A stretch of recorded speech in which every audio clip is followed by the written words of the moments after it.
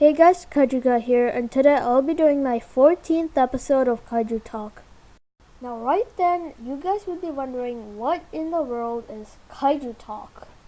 Now, Kaiju Talk is basically me talking about different kaiju in the Godzilla franchise. For example, Anguirus, Baragons, kaiju like that. And I'm going to do it in the order the films go. What I mean by that is for example, Anguirus, which appeared in Godzilla Rage Again, and then Mothra, who appeared in Godzilla vs. Mothra in the Showa era, and then King Ghidorah, who appeared in Ghidorah, the three-headed monster. So I'm gonna go like that. Now, what I'm really gonna talk about with you guys in this Kaiju Talk thing is, let me tell you guys now what I'm gonna talk about. So first, I'm just gonna tell you guys like a brief introduction of the kaiju. What's my opinion on it, if it's like my most favorite, or if it's okay in the middle, or like stuff like that. And then I'm going to tell you guys his data.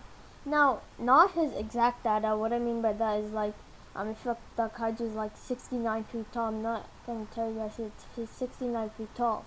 Instead, I'm just gonna tell you guys if he's like massive, like what I mean by that is like if he's like towering Godzilla, or if he's a little shorter than Godzilla, or half the size of Godzilla.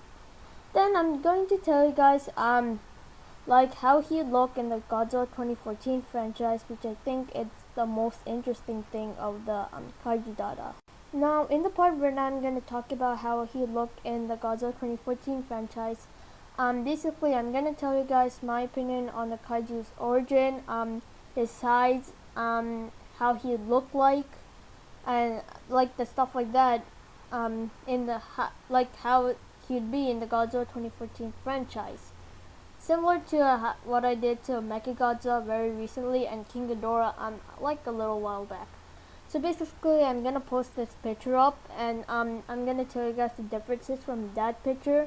It's gonna be how he looked in their point of view, and I'm gonna tell you guys the differences of that picture and how he looked in my opinion. So the 14th episode of Kaiju Talk will be on Mechagodzilla. So as always, I'm going to tell you guys my opinion on Mechagodzilla and a brief intro of him. So Mechagodzilla does appear in all three eras in the Godzilla franchise. That includes the Showa, Heisei, and Millennium era. So Mechagodzilla has different origins in the different eras he appeared in.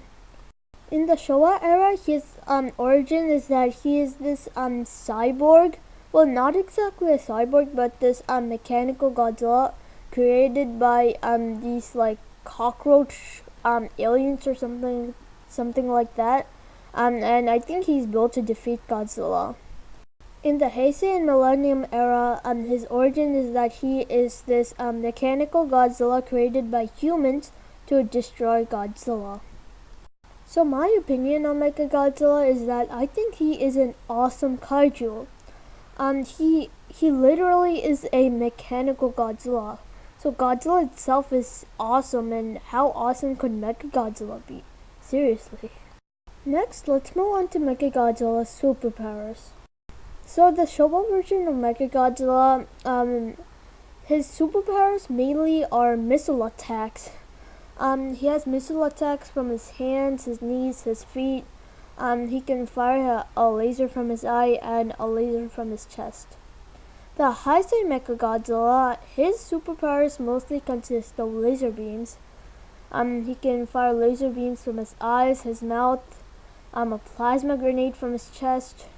You can fire this like shock anchor things from his hands and missiles from his shoulders. And finally, Kiryu, or the Millennium Mechagodzilla, consists of both. He can fire a laser from his mouth, like an absolute zero cannon from his chest, and in the second movie he appeared in, he could fire I think a laser from his chest. He can fire missiles from his shoulders and missiles from laser basically lasers from his hands. So my opinion on Mechagodzilla's superpowers is that well, I think Kiryu has a perfect amount of superpowers. He has enough lasers, he has enough missiles. Now, the Showa Mechagodzilla, I think he has way too much missile attacks. He, he only has 2 laser attacks and everything else is missile attacks. And it's the opposite for the Heisei Mechagodzilla. He only has like 1 shock anchor attack and 1 missile attack, and everything else is a laser attack. So obviously what Toho should have done is that reduce the amount of missile attacks Showa Mechagodzilla has and reduce the amount of laser attacks Heisei Mechagodzilla has, and put laser attacks for Showa Mechagodzilla and missile attacks for Heisei Mechagodzilla. Next up, let's talk about how massive Mechagodzilla is. Now in the Showa series, almost every monster is like 50 meters tall, so I think the Showa Mechagodzilla is like about 50 to 65 meters tall. In the Heisei era, I think Mechagodzilla is like 100 to 120 meters tall. And in the Millennium era, I think Kiryu is like 60 meters tall, because most of the monsters in the Millennium era are like around 50 to 60 meters tall.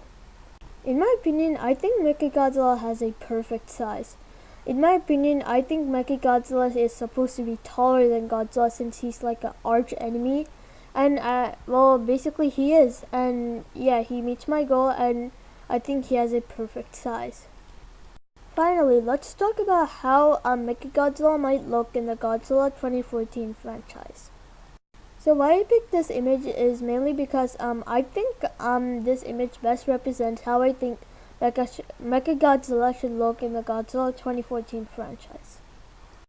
Now I think a month or 2 ago I did a video about I was basically talking about, it's this like 40-minute video of me talking about how I think Mechagodzilla should be in the Godzilla 2014 franchise. So if you want like every single thing I want like Mechagodzilla to have, you can go watch that video, but again it's 40 minutes long. But now I'm just gonna summarize what I said, which I think is gonna be pretty hard because I said like a lot of things. So yeah, basically I'm just gonna summarize what I said in that video. So the basic things I think Mechagodzilla 2014 should have is that he should have a flamethrower in his mouth. His chest should fire missiles. He should have a shoulder cannon that fires lasers. His eyes should emit like these blinding lasers. What I mean by that is that he's not gonna fire lasers from his eyes, but his eyes is going to emit like these blinding lasers. What else? He can like, he has this sword in his right hand and some shock anchors in his left hand, and his sword produces electricity, so it's basically made out of copper. Okay, his power source is basically carbon nanotubes. He has a control room, and his controls are similar to Jaeger's from Pacific Rim. And his armor is a thick layer of lead, and under it is a thick layer of tantalum nitride, which is basically what's it called, like ceramics or something. High temperature ceramics.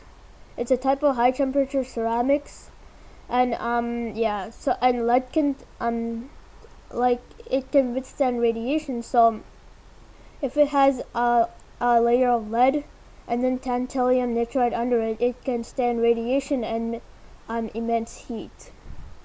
In my opinion, one other thing Mechagodzilla should have are rocket jet engines. So okay, so now here's the thing. Mechagodzilla would have wheels under his feet, and that basically means that Mechagodzilla wouldn't be able to walk. Yes, I know that's stupid, but now here's the thing. To be realistic, because of Mechagodzilla's weight, he wouldn't be able to walk. And that's why he would have rocket jet engines in his feet, chest, shoulder cannon, and hands. So when the rocket jet engine goes off on his feet, the wheels also roll at the same time, and he would actually be able to move, because he won't be able to walk, if I'm being realistic.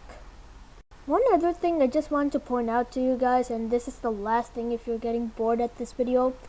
When I meant the Mechagodzilla's controls were similar to Jaeger's, I don't mean that his controls were like exact to Jaeger's. I said similar. Now here's the thing.